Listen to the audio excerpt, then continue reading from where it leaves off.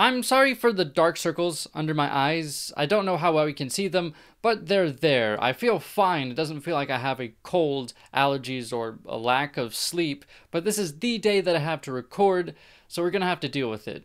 At any rate, this video was requested on Twitter quite some time ago. Sorry that it takes me so long to respond. I'm not good at social media. At any rate, let's dive in. Don't ask any questions, just go with the flow. Make as much money as you can, and try your best not to get broke.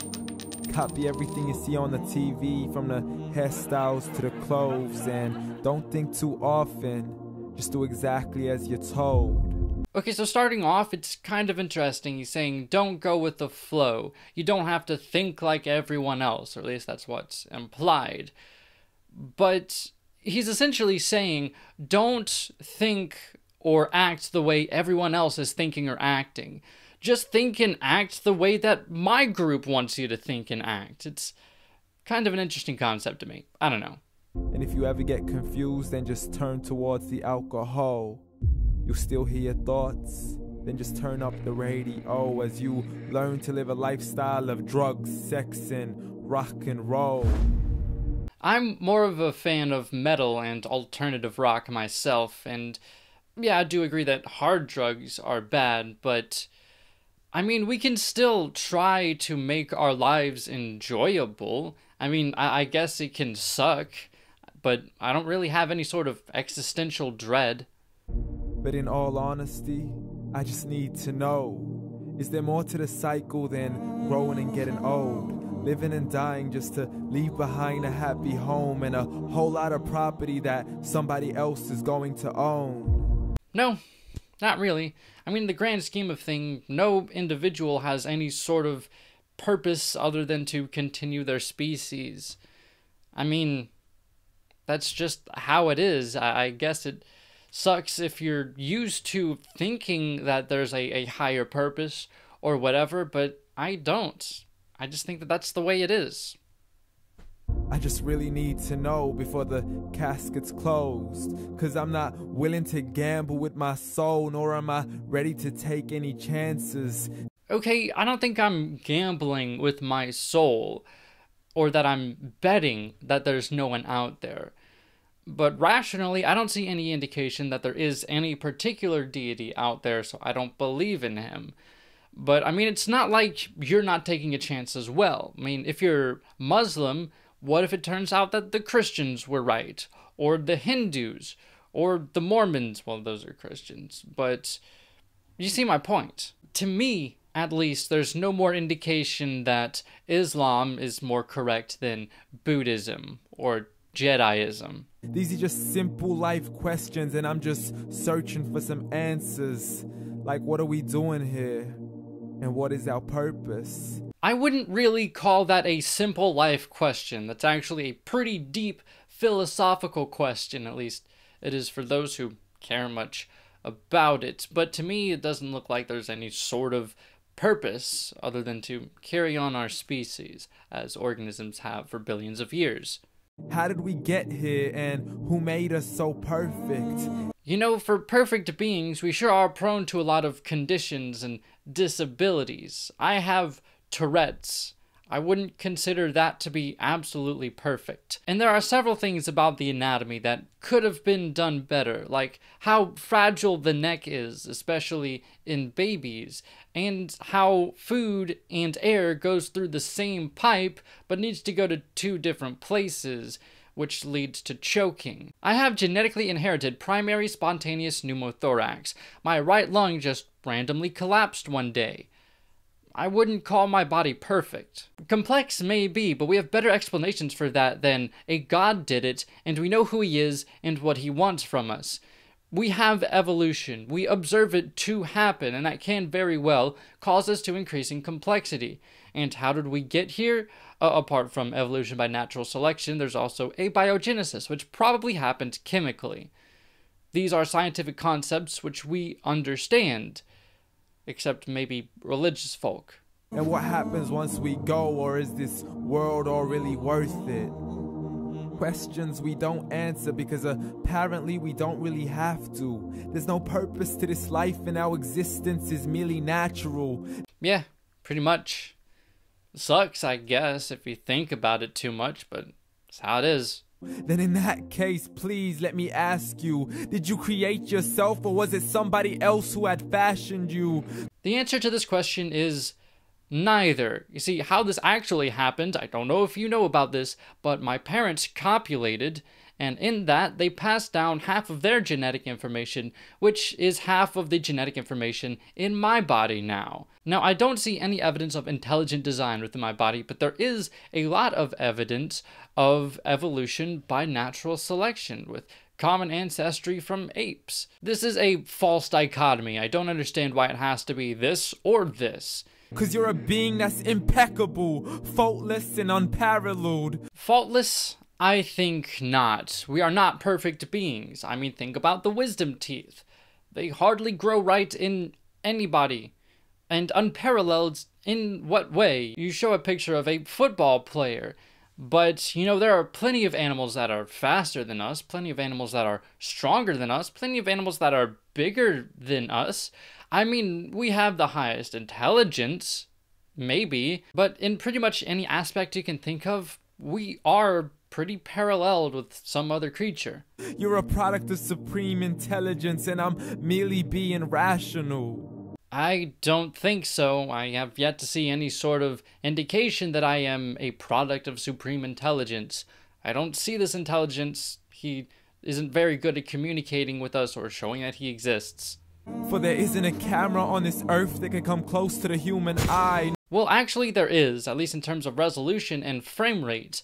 Dynamic range, that's a bit more difficult. I'm not sure what the best dynamic range on a camera is, but yeah, cameras are pretty good. And you know, the eye is pretty imperfect as well. Because of the way our retinas are connected, there's a blind spot in our eyes. I mean, you can't see it, but it's there, and it makes squid's eyes better than ours. Nor a computer that can compete alongside the human mind. Okay, well that's just really untrue. They can calculate billions of arithmetic functions in a fraction of a second, and they sure as hell can remember more than we can.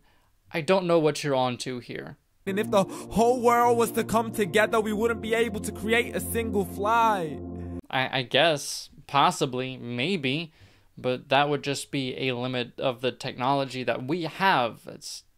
I mean, so what? We're not saying that an actual existing being created the fly as it is, but instead the fly grew more and more complex as there were more and more complex environmental pressures. And that led the fly to evolve into what it is today. The same thing happened to every other organism. So many signs, yet we still deny. Well, here's the thing. I don't see them as signs. I mean, of course you do, because your existing worldview causes you to interpret things in that way, but me, looking at it from my perspective, I don't see any indication that there is a God. Instead, I see better explanations for that don't deny science. Science tries to justify that all this could come from none, when it's a simple sum. 0 plus 0 plus 0 cannot possibly ever give you 1. I'm not sure exactly what you're on about here, but we didn't come from nothing. We came from pre-existing materials that formed into something that can and did replicate in the conditions of the early Earth. If you're talking about the origin of the universe, that didn't come from nothing either, although we don't exactly know how that happened. That doesn't mean a God did it. So from where did all this order come? Evolution by natural selection, mostly.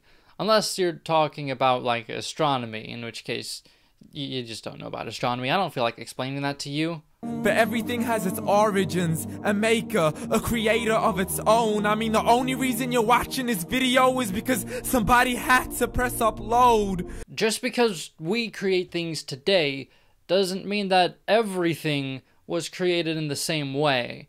There are other better explanations for that than a God that we cannot see or observe.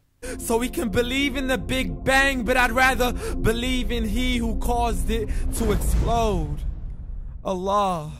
Okay, but what indication do we have that there was such a being? Because believing in the Big Bang is one thing, but believing in a supernatural being on top of that requires a bit more evidence, don't you think? That's a bit of a leap to me. Allah, the creator of everything along with every single soul. The ever-living, the master, the only one who is in control. Well, I mean, according to you, but to me, Hinduism or Buddhism or even Jainism makes a little bit more sense to me. But, you know, that's just me. And no, he did not ever leave us alone. Oh, okay, I guess he didn't leave us alone, but he sure did stop talking to us and showing that he existed. It's kind of weird to me, but I don't know.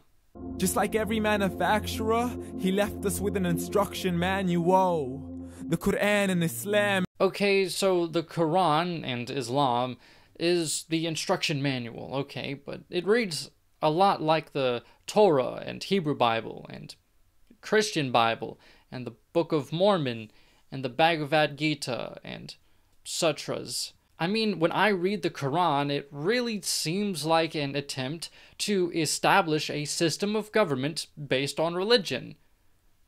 That's really all it is. I mean, I guess it's interesting if you're interested in that, but I have more interesting books to read. And I'm sorry to jump to conclusions, but it's the only one possible. Not really. Judaism is kind of similar, and there's lots of other religions, which I'm sure you'll find problems with those religions, but it's not like they don't find problems with yours. But by no means is it impossible that we came from a Big Bang, abiogenesis, and evolution by natural selection. Maybe we don't completely understand every aspect of those things, but we don't have to. That doesn't mean that your God is a more reasonable explanation. A book with zero contradictions.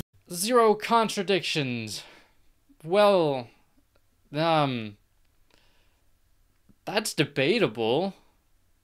Pretty debatable.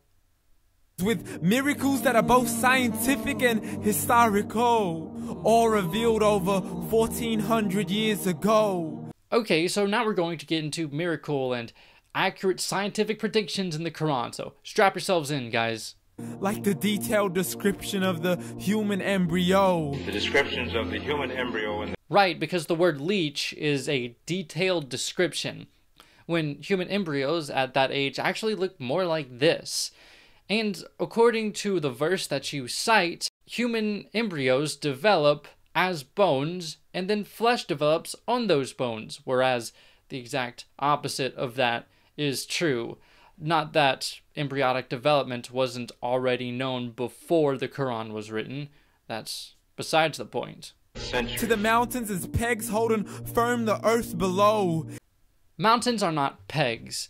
Yes, mountains actually do dip into the ground, but that's because mountains are caused by tectonic plates colliding, and the same forces that cause them to push up cause them to push down below. But that doesn't hold the earth in place by any means. In fact, mountain ranges are far more prone to earthquakes because the movement of the tectonic plates are what causes earthquakes in the first place. So no, mountains don't hold the earth firm below. No, they don't. And the two seas that don't mix in a complete separate flow. Those two seas actually do not exist. What you're looking at here, probably, I assume this is what it is, but when a glacier melts for a period, then the melted glacier will be separate from the rest of the water because of the difference in temperature and salinity, but they will actually eventually mix. It always does, so no, this verse is not accurate. To the planets in orbit, alternating night and day as they stay in flow. Okay, first of all, the idea that sometimes it's day and sometimes it's night isn't exactly an advanced scientific finding. And the sun is not in orbit around us, as this verse seems to imply, but instead we are in orbit around the sun. We just rotate as we do so. But even then, the idea that the moon and planets orbit is not a modern concept by any means. That was known since pretty ancient times. The expansion of the universe and the creation of everything from H2O. It doesn't seem like this verse is actually talking about the expansion of the universe itself, but instead the creation of our atmosphere. But things were not created from water. We weren't. Nobody's created from water. I mean, the majority of our bodies are made up of water, but we have to drink water in order to get that. We aren't created from that. Unless you're talking about the primordial soup, which the first organisms were thought to come out of, which could have contained water, but who knows? We don't, and you don't even believe in that, so... To the stories of the past and the preservation of Pharaoh. This verse that you cited isn't talking about the preservation of pharaohs and like pyramids and such, but instead God's saying that he drowned a pharaoh and then he preserved his body as a warning against other people, which doesn't really make sense. If he's drowned, he's probably at the bottom of the sea. And the idea that pharaohs were preserved isn't an advanced scientific concept. In fact, the Egyptians embalmed their pharaohs specifically for the purpose of preserving them. So if Muhammad did write down that Egyptian pharaohs were preserved, that's merely knowledge of ancient Egyptian culture. Now, if the Quran went into detail as to the mechanisms of how this embalming process preserved the pharaohs, then maybe you'd have a point, but it doesn't. It just said, this pharaoh was preserved, and not even in the way that you're thinking. To identifying the lowest point in the land where Persia defeated Rome. Now, interestingly, one of the translations of the Quran translated this as the Byzantines being defeated at this point, which I can't find any sort of battle of the Byzantine Empire in this point. In fact, I don't even know if they owned that point of land at any point. Nor could I see any battle that took place around the Dead Sea at all, except in ancient historical texts. Nothing that I could find actually indicated that this was pointing to a real historical event. But maybe I'm overlooking something. I don't know. The gushing fluid that created man in the glands between the ribs and the backbone and... Okay, so here he's talking about the prostate and a couple of glands around that area, which do indeed create a lot of the fluid that makes up semen. But the sperm, which is the important part that actually fertilizes the egg to make a baby, originates in the testes. And the prostate area is not between the ribs and the backbone. It's in the lower abdomen, whereas the ribs start up in the chest. This verse is not accurate. Not a word has changed, it's still the same, so please explain how all this was known over 1400 years ago. Okay, you're getting pretty emotional there. Let's sit down, calm down, it'll be fine. Just let's talk about this, okay? So how was all of this known? Well, some of what you're saying wasn't, but anything that seems pretty scientifically advanced for the age of the Quran was actually already known in ancient Greece, which I talked about in a previous video, believe it or not. So there's no advanced scientific predictions in the Quran. Sorry to break it to you. And if you still don't believe, please try to come up with something that's even close. Even close? In terms of what? In terms of accuracy? Because we definitely have better. In terms of how it impacted people? Because yours doesn't come close to the Bible. But you can't, so we took God as a mockery and his messengers as a joke.